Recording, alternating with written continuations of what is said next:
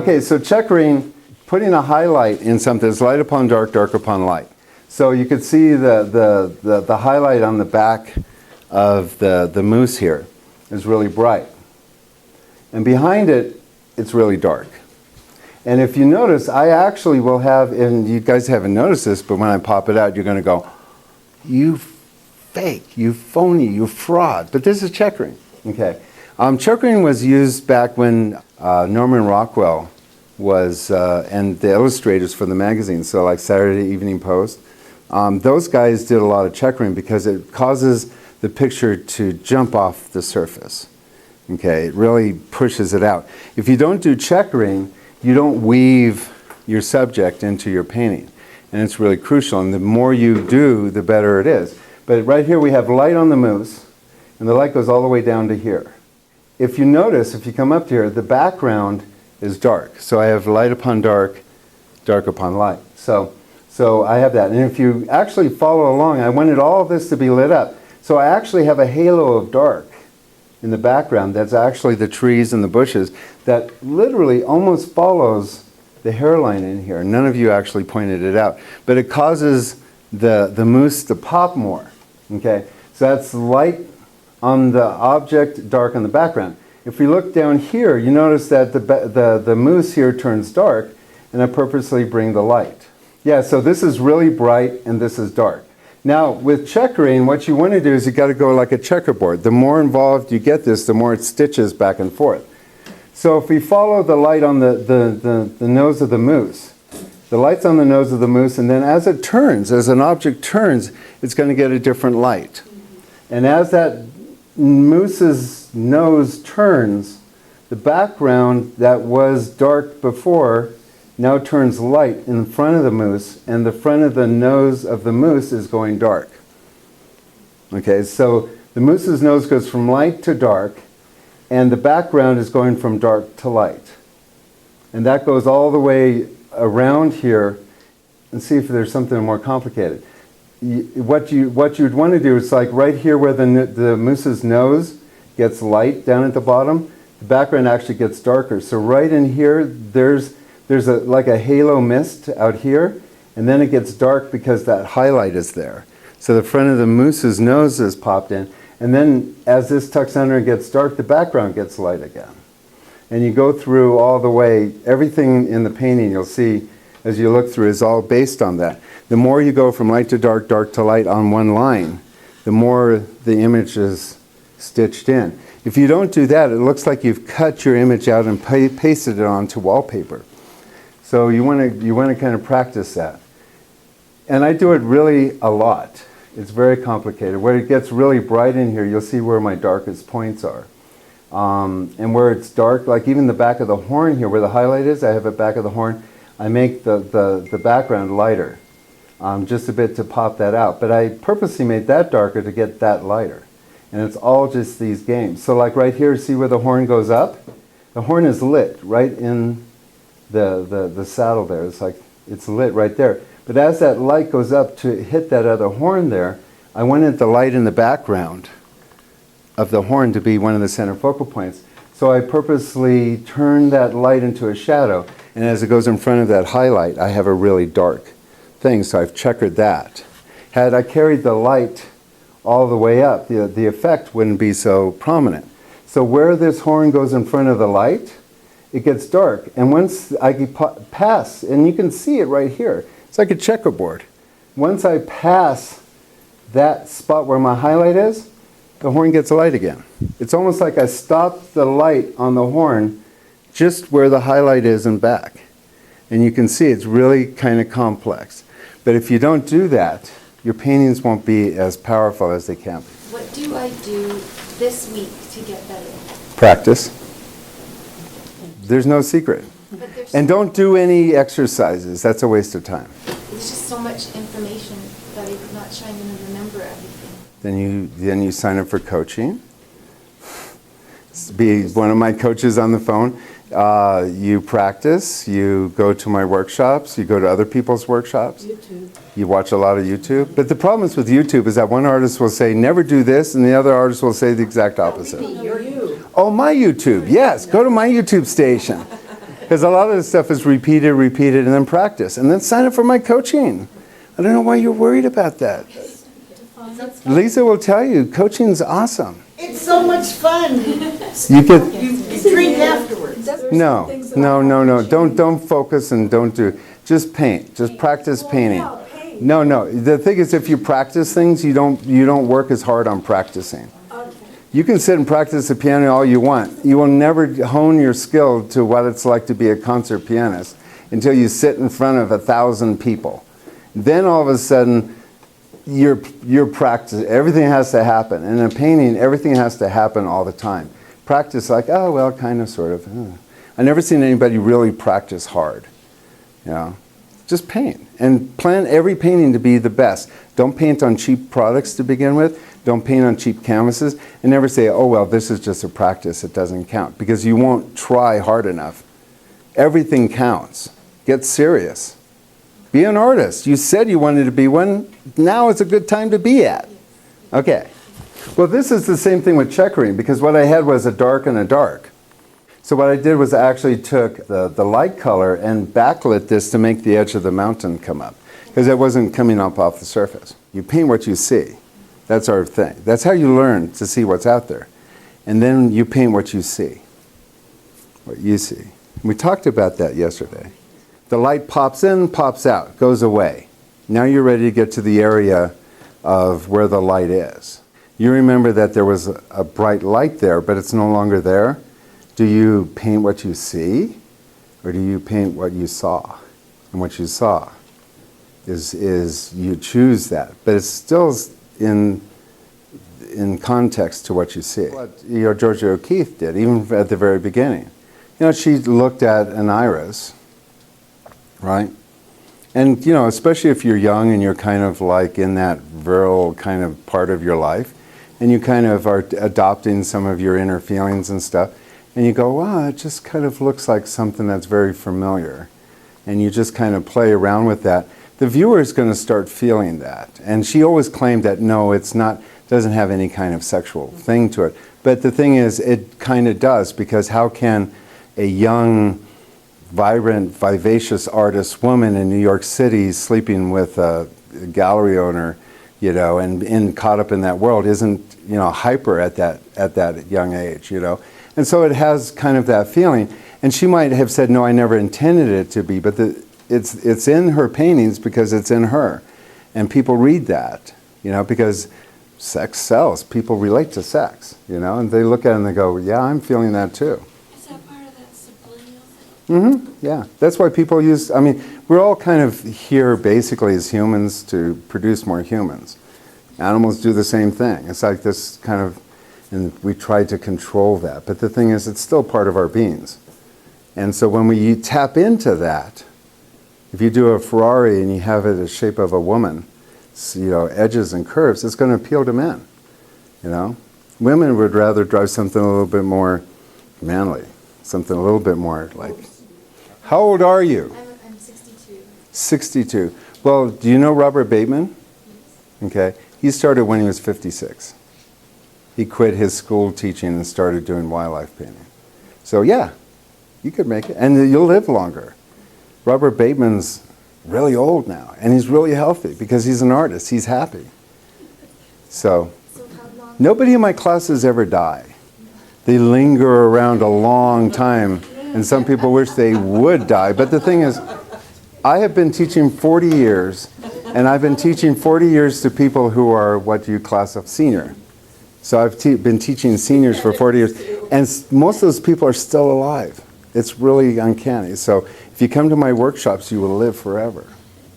Do you think 5 years? I have some Kool-Aid back there if you'd like. Anyway. Do you think 5 years is a good time of practicing a lot to be able to start to sell painting? You could sell your first painting. Right, Abraham? Yeah. He was out selling paintings a week after he started classes with me. You might find that you sell your paintings because people actually are attracted to who you are. Mm-hmm. And your paintings, they can be beautiful or not, or it's irrelevant. You can turn around and you should turn around and sell your first painting. Yeah. Absolutely. Yeah, in fact, if it all depends on your marketing thing. So, you know, the thing is, you did a painting of Molly, right? And so, you know, if you had some marketing skills, probably Marley would purchase that painting. Now, she might not buy it for $5,000. She might not be at that level. But you go, hey, Molly, would you be interested in buying this for what it cost me? You know, $10? For a cerulean blue. Yeah, you could trade her. She would trade you that painting for a tube of paint like that, wouldn't you, Molly? Sure would. Sure you would. You don't have to. But you might have. In fact, I'll give you a tube of cerulean blue and you give her the painting. How's that? But anyway, so it all depends what you want to do. I mean, Abraham started selling his paintings, but what were they, $75 or what were they at first? Yeah, so and you know, a couple of them were bought by his family. You know, where be in galleries and stuff. It's like, you know, some people own galleries that are your friends. They might just give you a wall just because. And what's really interesting is that some people really love beginner paintings, not knowing that you're a beginner, because they love that kind of naive. You know, you look at a lot of professional painters and abstract painters, their paintings kind of look like beginner painters.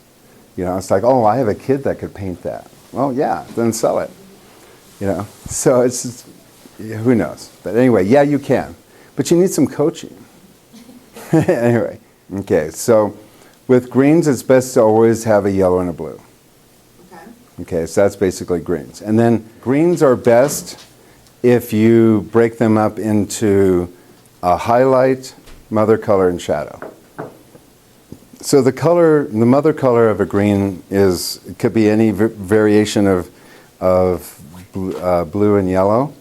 I could give you a mixture and you go, oh, I don't like that green, because there's so many varieties. Yes. The key to it is never paint green. You know, so what you do is you paint a shadow color brown, and then next to it you kind of put a version of blue, you know, which a lot of leaves turn into, and then a version of yellow next to that, which is the highlight hitting it, and the eyes will actually mix it. So if you look at Seurat and Van Gogh, they would never really kind of paint green. They would paint yellows next to blues, and how your eye mixed that. And that's kind of what happens anyway with green. Yeah, it's like a transition color, because it doesn't really go into, and that's what artists do, is they tend to make all of their trees blue in the shadows. When in essence, when you start pulling color away, remember, in order for us to see color, you have to have light on it, some variation of light. When you pull light away from an object, it goes away. Okay? And so in order to see green, you have to have light on it, and light hits it and bounces into your eyes and whatever retracts, and that's what you're seeing. But then when you pull the light away, that green no longer has any light hitting it, so the shadow goes to something else. There's nothing in it. But look at all the green in yours. Mm-hmm. Yeah, those are green, like your lily pads. That's a beautiful green. No, actually, these are more gray. These are actually more gray. They lean towards there's not a green that you would say, oh, that's green. And then the highlight color even turns even to a yellow. Yes. And then the shadow colors of my greens turn more into a brown. So if you really look at all of that stuff, you start seeing how they separate each color. But there isn't a green in there that you would see in Sharon's painting, because Sharon loves green. It's my favorite color. Yeah. Stefan, Yeah. how many colors on the palette did you have when you painted the moose painting? About 5, I would say. What I would recommend if you're going to do a limited palette is a palette that I start off my students with. Okay, so it's cobalt blue. Because cobalt blue is sweet enough that you can kind of use it in the sky, but it's easily made into an ultramarine. Alizarin crimson, which I'm kind of slowly unadopting and using permanent red rose or phthalo red rose or quinacridine rose, because they're just a little bit more fresher color. You can get more variety of purples that way. The alizarin crimson is just kind of, and you hear so many people, oh, you should never use alizarin crimson. So I say, okay, I won't. But, because it's a fugitive color. But the thing is, I myself am not caught up in my ego. So like if my paintings fall off the canvas in 100 years, I'm not here to see it. I may even question whether or not we're even going to be here 100 years from now in our society. So it's like, I'm not worried about that. And I believe, like Frank Lloyd Wright has said, you really will wish that all of these paintings that are done right now in your part of your life really go away. Because the worst thing is to have them pop up in a thrift shop selling for $5 and nobody's buying them. It's like you just go, oh, God, I wish I just would die. I have a painting that constantly comes back in my life. Well, I thought the painting was good and destroyed. And so I had a collector in Hillsborough that bought this huge Donner Lake painting. And when I'm talking about huge, it's literally from the doors to that and equally as big, huge. It's probably from here, and it hung in a house this big. And so it was like from about where the counter is all the way up almost to the ceiling with a big, huge rosewood hand-carved frame that was 10 inches around that. And he was an art collector, and he had a bronze that was of an Indian chief with all of his feathers blowing in the wind. So there were all these feathers. Well, somebody broke into his house thinking that there was a safe behind it, and they knocked the painting over to get to the wall. And the painting went on top of that bronze and just shredded the painting. So I came into it because he needed the insurance, and I had to put a value on it so that he could get the insurance. So when I was following this whole thing, he got the value of the painting, the insurance company took the painting, and I thought that was the last of that. And then about 10 years later, I get a phone call from a gallery. And they said, we have this painting, it has your name on it. And I said, what's the subject matter? And they said, well, it's Donner Lake because it says in the bottom right-hand corner, it's at sunset. I said, how big is it? And he tell me, and I go, that can't be. I said, what condition is the painting? Did you look in back? And he goes, it's in perfect condition. I said, were there any, I mean, literally, the bronze went through the painting. So the center of the painting was literally torn. And these were all shredded, where it came down on top of the feathers. The whole thing was just a mess. You go, no, it's perfect in back. The insurance company took that painting and had it renovated. Had somebody take the painting off the canvas and put it on a new canvas and renovate it. Must have cost a fortune. What do you mean take the painting off the canvas? Take the paint off the canvas? Yeah. They peel it off? This is one of the pleasures that modern artists don't know anymore who love gesso. See, the things, I've always painted in oil prime canvases. And if you understand how oil prime canvases are made, you have the linen canvas, which is a really good linen to begin with. Then you can't put paint on top of linen because it will rot the linen. So the oil will absorb into the linen and rot it. So before you put a primer onto linen, you have to seal it. So they seal it with rabbit skin glue. And the way that they make rabbit skin glue is that, when you're putting it onto as a primer, you heat it up. And it's like rubber cement. As it cools, it gets rubbery. And in order to uncool it, you heat it. And so a brick of rabbit skin glue is like a big eraser.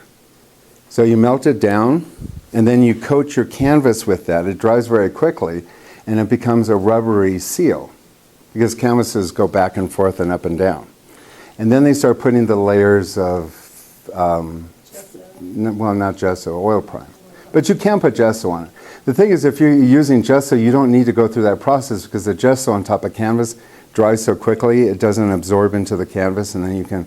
But the problem is, when you paint on top of gesso that's on canvas, you can't do the next step. So if your painting gets damaged, and it's sealed with rabbit skin glue properly, and then you put the layers of oil prime on top of it before you paint on it, you can actually take the canvas off the bars, and you take an iron and you heat the rabbit skin glue back up. Because you can reheat rabbit skin glue over and over and over again, and you heat the rabbit skin glue up and you melt it again, and you can pull all the paint off that canvas in one big sheet. And then you just put it back on top of the canvas. They must have really loved that painting. Now, the insurance on it was so high on it because it was a $35,000 painting that he got the $35,000, but the insurance company figured that if the value of the painting was that much, that they could put in money into renovation and get some money back from that. So they renovated it and put it back on the market again. I know, it's great. But the thing is, when you paint on acrylic, you can't melt it again. It adheres to the canvas, and if you get a hole in the canvas, you can't fix it. You're going to have a hole in that canvas. You can't take the paint off of it. So much for the acrylic painters. Oh, we're at the limited palette, yes. So I like using an earth color, so I use the asphaltum. But you could use transparent red oxide or brown, transparent brown oxide. You could use burnt umber if you want, or burnt sienna. Any of those colors are an earth color. 3. White's not a color. So then I would use ultramarine blue just because I like that. And then lemon yellow I would have. If you'd like to try coaching for yourself, whether you're a beginner or an advanced painter, please don't hesitate to give me a call at 415-606-9074. Join us on our website at www.thegrandview.org and get more information about our show. There you can download our free book, Everything You Need to Know About Outdoor Painting.